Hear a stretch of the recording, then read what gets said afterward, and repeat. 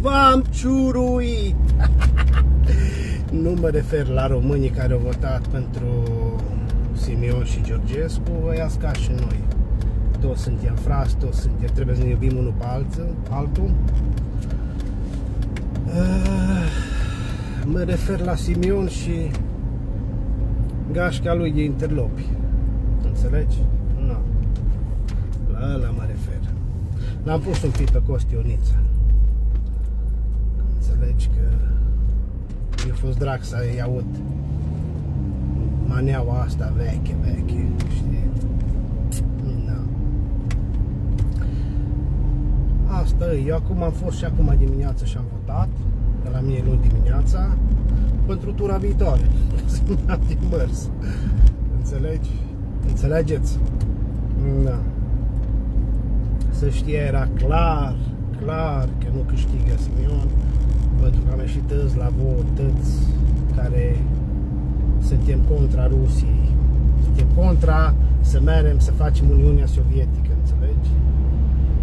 Că mulți dintre noi n-am uitat când blamâncism, știi? Dar mulți dintre alții ca noi au uitat că au avut cizme în picioare și când vedeau Adidas Puma, zici că vedeau o navă spațială, știi?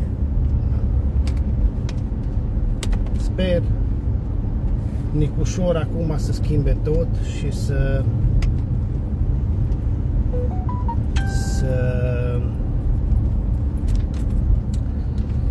deschidă mai multe școli pentru românii noștri care cred că Rusia e bine și să înveți un pic de istorie. Nu e o umilință că am zis treaba asta. Asta e... Ar trebui să fie bucuroși românașii care le-a spus treaba asta. Pentru că ei majoritatea sunt Franța, Germania, Italia, Spania și Anglia. Nu știu nici unul dintre ei să lucre în Moscova. Înțelegi? Să meargă ca sclavi în Moscova pentru $150 americani pe lună. Știi? Și sper să vă înroleze Putin ca să vă iasă războiul din cap. Băi băieți, reveniți-vă că sunteți în Occident și am fost chipacii ca să trebuiască să mergem la ambasadă iară cu hârtii să ne luăm viză. Sau care aveți părinți în țară și sunteți până Italia, până Anglia, până ăsta, să trebuiască să meargă la ambasadă să iei viză. Înțelegeți? Băgați bine la cap că Rusia nu e un model. Europa, da, dar Rusia nu e un model. Dacă stăm bine și ne gândim, toți care muncesc în țară și au o meserie în mână, o luat-o din Italia, din Anglia, înțelegeți? Toți de acolo, mă, și-o luau meseriile. Noi când am ieșit în 90, noi nu știam ce-i gletul. Noi nu știam ce-i gipsul. Noi nu știam că există așa ceva.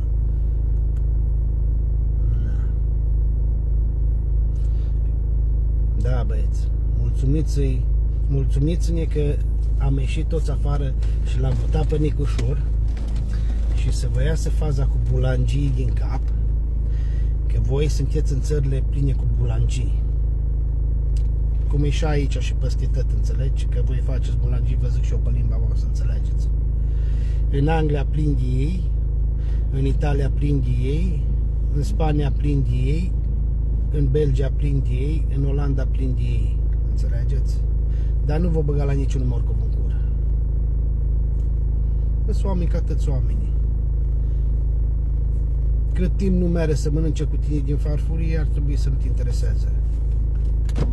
Înțelegi? Ar trebui să ziceți, bă, fiecare cu treaba lui. I-aș întreba pe mulți ce înseamnă democrație și din ce țară provine cuvântul democrație, dar știu că mulți de-a lui Simion o să mă înțeleagă. O să creadă că vorbesc de ceva ciorbă, de ceva... când o să le zic treaba asta. Am trădat Europa din nou. Exact cum am trădat Germania, așa am trădat amă Europa. Da. Așa cum am trădat noi în general, că noi cam trădăm, știi? Noi după ce ne bine și ne vedem cu saci în căruță, hai să o dăm de gard, să fim noi șmecheri, mai șmecheri ca tăți, știi? După ce ne-au dat bănuți, mașini, ne-au învățat meserie, ne-au învățat să mâncăm cu furculița, lingura și cuțitul, cum se zice. Da. Da, mă, băieți. Ce pot să zic? Că am auzit pe mulți că o zis, bă, la mine în oraș, fai, de capul meu că e jale, că e așa. Bă, nu-i vina europenilor că tu ți-ai ales primarul prost.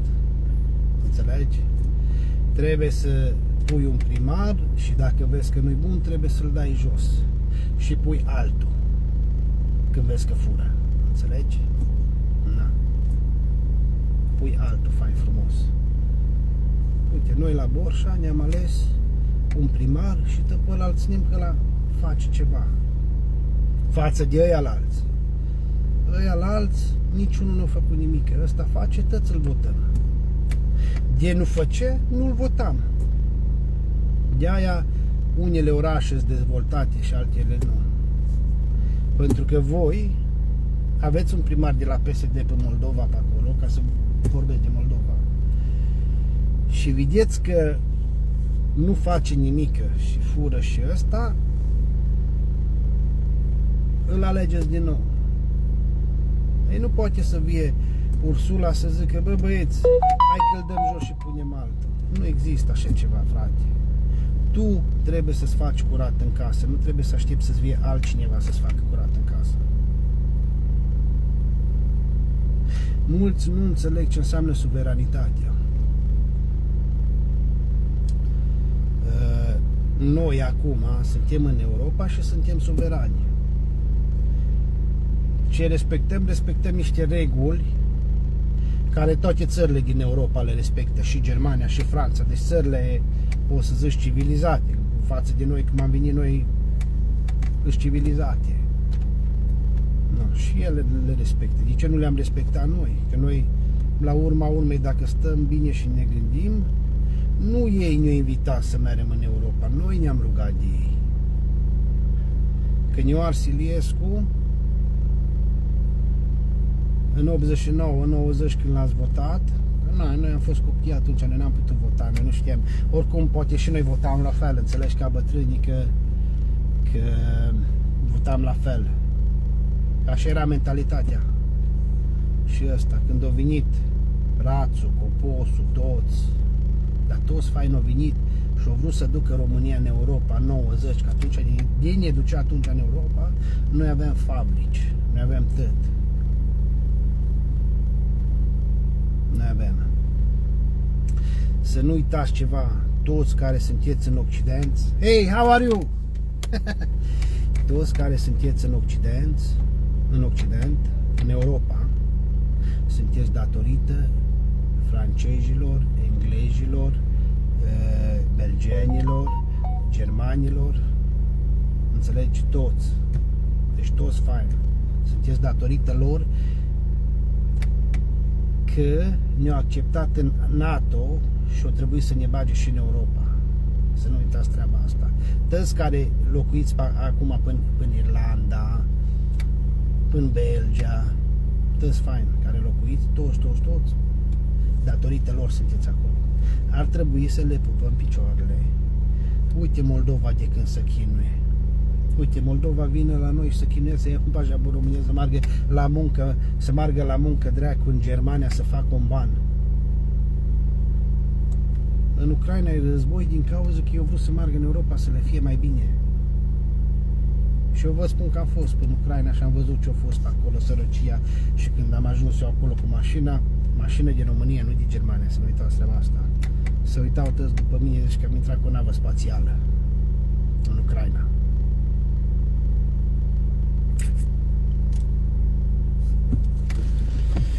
Da, mă băieți, mă. V-ați întors împotriva Europei. V-ați întors pentru nimic, man. Pentru cine ne-a ajutat și ne bagă bani în curul nostru ca să ne educăm noi și să avem noi pentru agricultură și să avem noi ce băga la burticică. Ei puteau să ne lași așa, corupția era în floare, vineau firmele din Austria, din Germania, de peste tot, le dădea șpagă la ăștia de la noi și luau tot fain.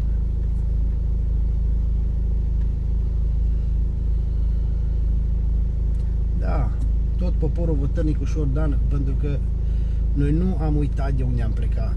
Noi n-am uitat. Eu, cel puțin, prefer să fiu cu Europa. Cel puțin să fiu în Europa. Și dacă mâine vine Bruxelles și zice, bă, asta e regula pentru toată Europa, eu strâng mâna cu ei și zic da, pentru că mie îmi convine. Copiii mei o să aibă un viitor. Nu o să fie ca în Rusia. Mergeți în Rusia, faceți niște meeting-uri, să vedeți cum e acolo în Rusia, să vedeți ce frumos e în Rusia. Să vedeți cum vă ia Putin și vă rupe oasele în voi. La noi, și lasă să fie în copac și cânta 3 elefanți, 12 elefanți, 15 elefanți. Și se rugau jandarmii să se dea jos. Face așa ceva în Rusia. Aia se numește democrație, înțelegi? Normal, democrația asta ar trebui să aibă niște reguli. Să nu-și facă fiecare de cap, înțelegi? Înțelegeți? Na, ce să faci, mă? Ne-am trădat din nou Europa. Și dacă stau bine și mă gândesc și mi-aduc aminte bine pe vremuri cum ne făceau francezii țigani pe toți. Și când s-a vopsit naționala România atunci s-a vopsit în galben, știi? Din cauza asta s-a vopsit. Dar de ce ne-au făcut țigani? Pentru că ne-au știut. Pentru că datorită lor am făcut unirea. În primul război mondial ne-au dat haine și bocanci la soldați. Și acum merg în alfabetul cela la televiziunile lor și zice, bă, președintele vostru e un păcălici și voi sunteți păcălici toți. Cum dracu să faci așa ceva? Eu v-am zis că câștigă Nicușor Dan. Eu când ies la vot, eu n-am votat. Eu acum am votat, acum am mers și am votat. Eu n-am votat nici în tururile alea două, nici în turul ăsta, primul tur. Acum am mers și am votat. Și eu le-am spus la toți prietenii care au fost cu Nicușor, am zis, bă, băieți, ies eu la vot, care au fost cu Simion. Am zis, ies eu la vot și profetul Simion și Napoleon Bonaparte Georgescu nu să iasă. Că n-are cum să iasă, man, n-are cum. Sunt prea mulți care sunt contra Rusiei, care noi am fost cu Rusia, noi am știut cum e. Cel puțin am prins și un pic din comunism. Dar după aia au venit partea din 89-90, care nu a fost ușor pentru noi, că Iliescu a vândut fabrici, a vândut tot, și tot la români, că nu a vândut la străini, tot la români a vândut, și tot românii le-au spart. Tot românii le-au spart. Noi avem noroc de Dacia, Coloto, francezii. Atât. Dacă nu o luau, nu avem nici Dacia. Rămâne brandul Dacia, dar pus pe pereți, în tablou, atât. Nu. Renault ne-o salvat și cu Dacia. Că Aro-i dus, alea dusă și cine? PSD-ul ne-o ars de tot în 90, în 89-90. Da. Bă, băieți, reveniți-vă, mereți faceți un duș cu apă rece, că profetul a pierdut și eu oricum am votat și acum dimineață, că la mine e luni, ca să fiu sigur pentru următoarele alegeri, știi, că nu mai am de mers, să nu le pierd, știi? Și cam asta e, bă, băieți. Trebuie să mergem înainte, trebuie să rămânem în Europa, ca familiile voastre să aibă un viitor. Ca maică ta și taică tu să nu îi trebuiască dracu vize, să meargă să stai în București, să iei o viză de Franța, să meargă în Franța, sau o viză de Italia, să meargă în Italia, la tine în vacanță. Ca să fie frumos pe avion, să arate fai frumos buletinul când trece, când își ia biletul, și să plece liniștit, să meargă să-și ia o cafeluță, să stai relax.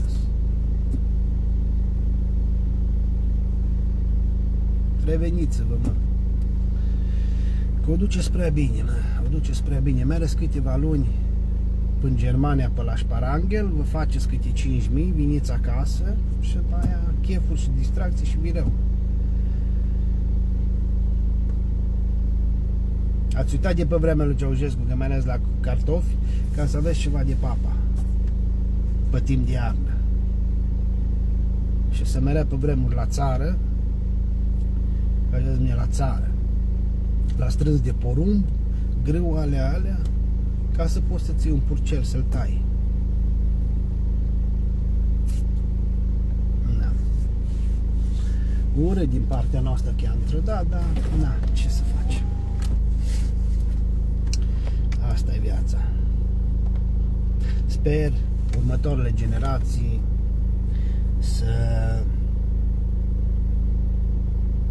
să aibă altă mentalitate față de noi, că România noi nu o schimbăm dacă o duce spre Rusia, nu. Noi o schimbăm dacă o lăsăm în Europa și într-adevăr o să ne trebuiască o generație, 2, 3 mai să treacă ca să putem să schimbăm România, că pentru că și generația mea mai are alea de comunism și de 90 și de corupție și ăsta. Noi ne mai trebuie încă vreo 3 generații. Noi nu schimbăm România că o ducem în Rusia, noi o facem mai rău. Noi când am dus România în Rusia, ne-am pierdut. Toți moldovenii, mă, oameni buni, au votat pentru Europa, mă. Ei când o luau pe jabor românesc, ce mai, mă, rai. Când o luat. Ăia băieți deștepți. Eu, părerea mea, zic că Moldova de intră în Europa o să fie de 10 ori mai deștepți ca noi. De 10 ori. M-am uitat la ăsta din Borșa, propagandistul ăsta, că nu vreau să mă iau de el, că nu-mi place, că fiecare cu ăsta. M-am uitat eu un pic ce postări făcea el și ce vloguri făcea el. Am vrut să scriu, băi, omule bun, tu nu știi să vorbești bine. Tu nu... Cum de te-ai băgat și tu la vloguri? Apoi cine știe ce... Na. Normal lumea face vloguri și fac de astea pentru bani, că cerșesc pe internet, știi? Cum e pe TikTok. Știi? Se bagă pe TikTok și aici e cerșetorie, numai că nu mai stai în stradă sau la semafor, te-ai băgat pe TikTok, înțelegi? Și zici, dăm și mie, te rog, $5, dăm 5 euro, dăm 5 lire. Na, cerșetorie. Numai că e pe internet. Exact cum o să plătim la biserică slujbe pe internet. Te-ai băgat numai cardul, ai trimis popa să face slujbă. Na. Na, sper să... De-aia zic că o să fie Europa bine acum cu noi, că au văzut că am luat o majoritate, am fost și am luat în partea bună. Am luat o partea bună. Na. Sper, un singur lucru sper, Europa să-și revină, să-i lasă dracu pe americani deoparte, pe boschetarii ăia, că ea nu-s cea mai mare putere. Ăia-s cea mai mare putere pentru că cel mai bun aliat al lor e Europa. Ei singuri-s morți. Că nimeni nu-i place. Arabii nu-i plac, continentul Africii nu-i plac niciun din continentul acela și Europa începe să străce cu ei. Asia nici pe atâta. Asia e dominată de China. Până și Australia. Și aici în Australia chinezii domină.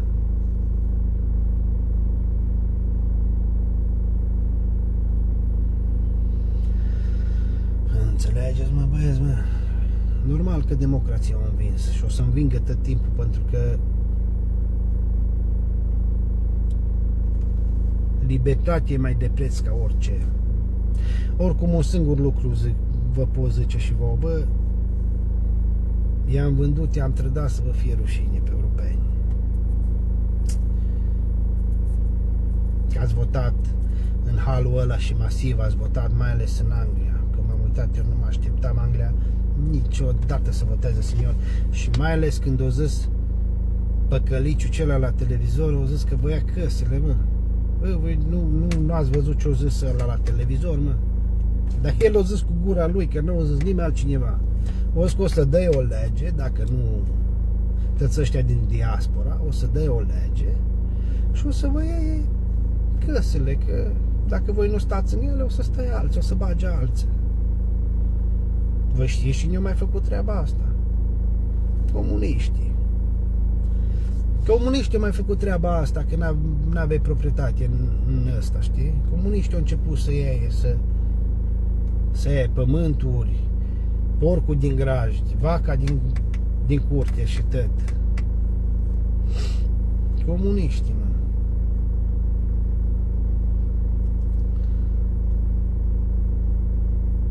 Am avut noroc, trecut glonțul pe lângă ureche. Da, mă, și păcăliciul cela de costioniță, măi, omule, atâția bani are și el, mă, la ce trebuie lui să facă propagandă pro-rusă? Ce s-o gândi, că mea și-a cântat o viața mea la Constanța, iarăși a face bani? Aia e muzică veche, mă, aia e muzică veche, s-o dus. Na, ce să zic, bă, băieți, îți fericit că am câștigat, v-am ciuruit, dar nu pe românii care au votat, pe echipa de profeți, la aia mă referem, la echipa de profeți, ucenicii și profeți. Că românii care au votat AUR, ăia-s ca și noi. Ăia-s exact ca și noi, nu-i diferență, că toți suntem frați, toți trebuie să ne iubim unul pe altul, să fim uniți ca români, mai ales în Occident, când am ieșit în Europa, să ne iubim unul pe altul. Când vezi un român jos, să le iei fain frumos, l-ai luat și l-ai ajutat cu o muncă, l-ai ajutat să-și revină și dacă cade. Aia ar trebui să facem noi românii. Noi n-ar trebui să fim noi preocupați de războiul din Ucraina. Că ei vreau să fie liberi oamenii ăia, exact ca și noi. Ei ne-au văzut pe noi, că noi avem dreptul să mergem în Europa. Nu ne trebuie numai buletinul și acum nu mai avem nici vamă. Acum am intrat în Schengen, mi luăm mașină, ne-am dus în Germania, în Italia și lucrăm și facem ce vrem noi. Noi suntem ca nemți, ca italieni, ca toți suntem. Au văzut că ne mere bine și ce-o zis, bă, hai să facem și noi ca românași ăștia.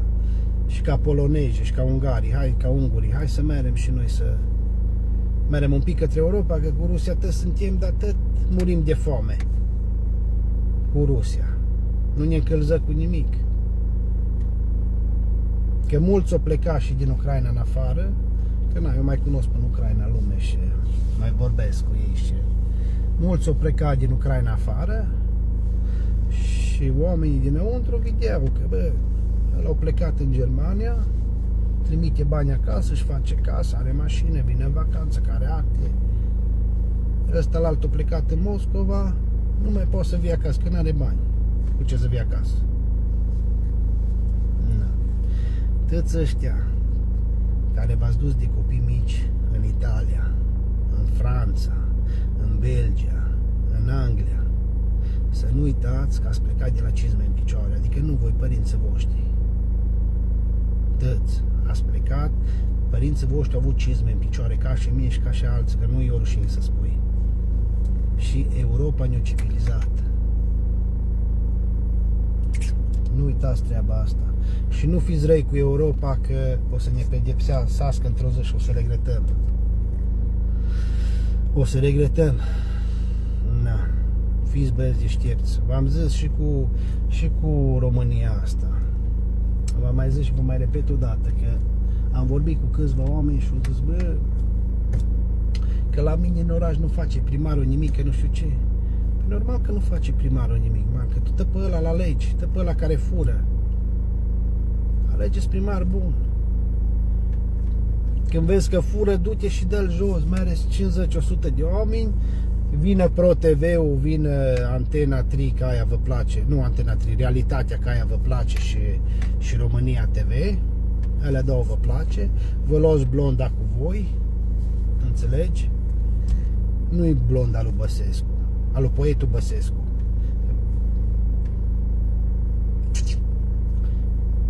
Nici blonda lui fotbalistul Eminescu, cum a zis profetul. Da. Da, băieți. Reveniți-vă, că e timpul să vă reveniți, ca să nu vă pare rău într-o zi. Și mereți într-o vizită în Rusia. Eu așa zic, părerea mea, vă zic, mereți într-o vizită în Rusia și stați 2-3 luni acolo să vedeți cum trăiesc oamenii acolo. Că vă aveți dreptul să mereți, că sunteți români. Sunteți români și aveți dreptul să mereți, frate, cam oriunde în lumea asta.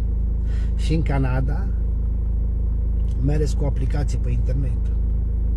Acum, Nicușor, vă spun eu aici și ascultați bine, maximum 3 luni de zile noi să avem dreptul să mergem în America. O să ni se ridice vizele. Că au văzut americanii că nu le-au mers combinația.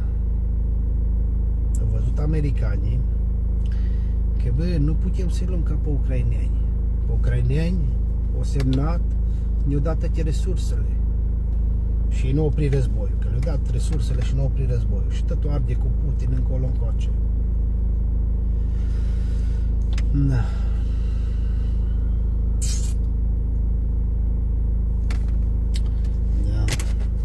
Am câștigat, sunt fericit și o să postez cu cine am votat, ca să vedeți. Eu v-am promis că luni o să postez. Ei, la mine e luni seara, în Europa, acum e dimineața în Europa. Și o să postez, să vedeți cu cine am votat. La o singură persoană când am votat, am postat, i-am trimis pe Facebook cu cine am votat, la o singură persoană care mie mi-e dragă. Țin la ea. Și nu că țin la tăneam, la toată familia, îmi iubesc toată familia, frață, amândoi pentru mine sunt la fel, nepoți sunt la fel, tăți.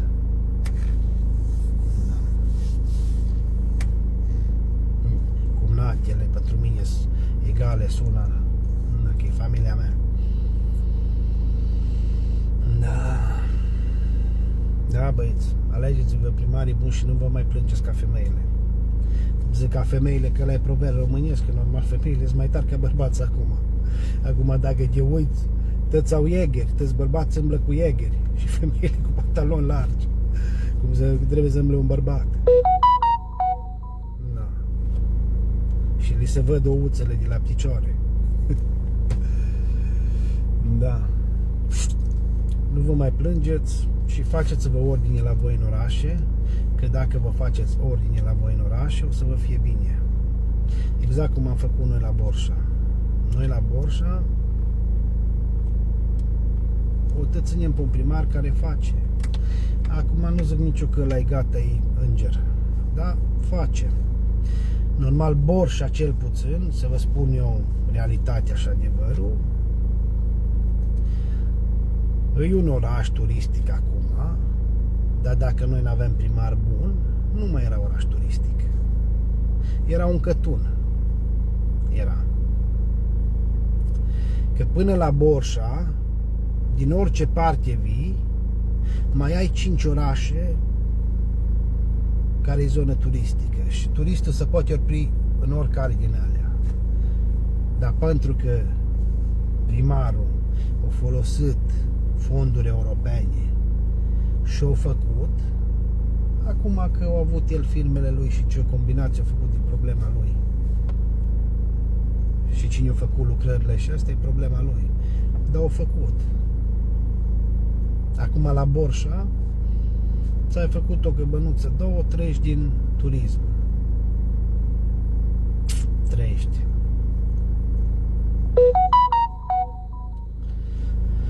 Și îți mândru că-s borșan, îți mândru că-s român. Și tot timpul o să fiu mândru. Când merem cu pașaportul, cam sunt multe țări, am umblat peste tot. Peste tot am umblat. Și în Asia, și în Africa am fost, și am umblat peste tot. Când arătam pașaportul și se uita la aeroport, Romanian European.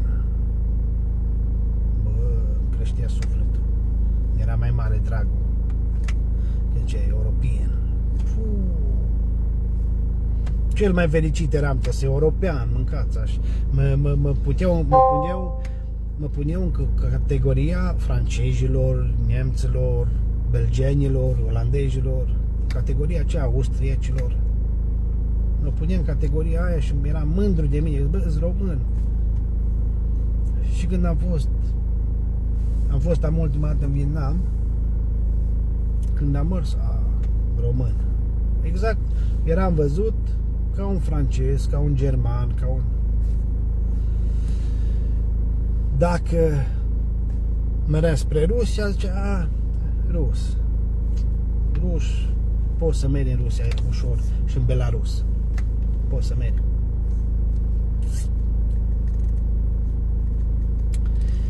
Am văzut că mulți care au votat au înjură, mulți scandaluri și astea pe Facebook-uri, pe ăsta, știi? Da. Mulți înjură, mulți să iau de alți frați de-a lor, să zicem mai pe România, știi? Alți frați de-a lor, știi? Da. Noi români suntem frați, exact cum suntem cu moldovenii, că și moldovenii vorbesc aceeași limbă ca și noi.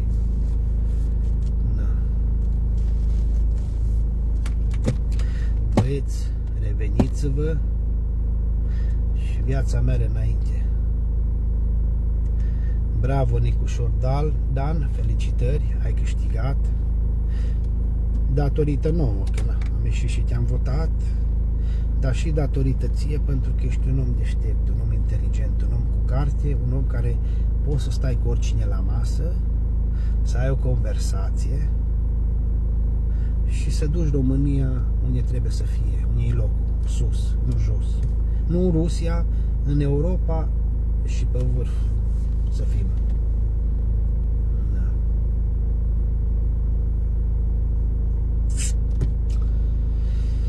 Simion, ți-am promis un lucru că pierzi. Nu devii președinte. N-ai devenit președinte. Și îți mai spun ceva. Nu o să fie mult timp, o să iasă tot la iveală și o să intri în pușcărie curând. Nu o să fie mult timp. Ascultă ce spun eu, că eu știu că am toate combinațiile ce-au fost și ce-au mers pe acolo și ce s-au învârtit. Nu durează mult, o să se schimbe tot și o să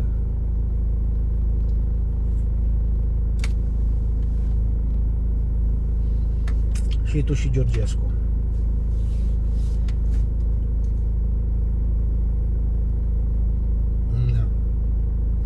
Amândoi profeți. Și o să profețez din pârnaie, dinăuntru. Că o să iasă tot la iveală. Toată combinația ce s-a învârtit și tot.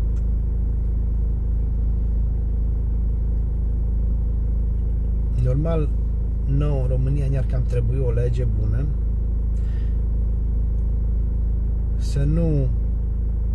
să nu contează cine ești. Să fie așa, bă, ai încălcat legea, te luăm pe sus. Nu contează că ești parlamentar, o singură persoană care să aibă imunitate să fie președintele. aia să fie singura persoană, președintele. Că ăla, președintele, îi cu armata, îi cu securitatea țării. Da. În rest, parlamentarii, când procurorii au cerut, bă, vrem să luăm pe ăsta, să-l întrebăm ce învârte ciocălina.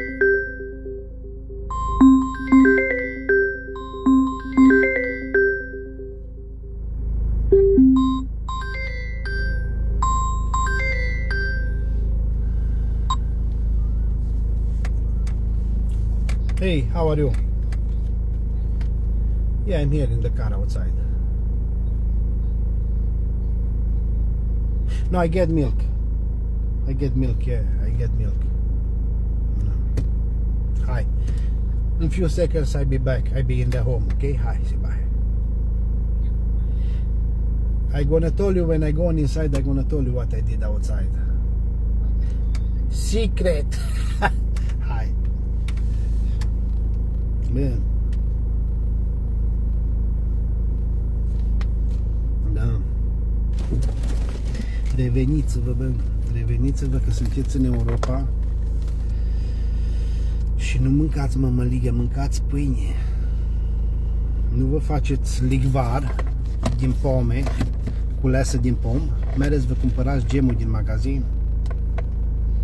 Înțelegeți? Nu stați la rând la o butelie de gaz. Nu stați la rând la un cofrac de ouă. Nu stați la rând la pâine. V-ați mers în magazin și v-ați luat. Na.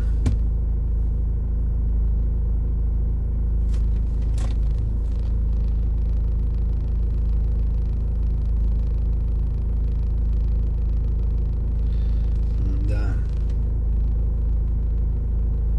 Să vi-l mai pun un pic pe Costi. As soon as I just that welcoming feeling, just the beauty of it all. Costiță. Costiță.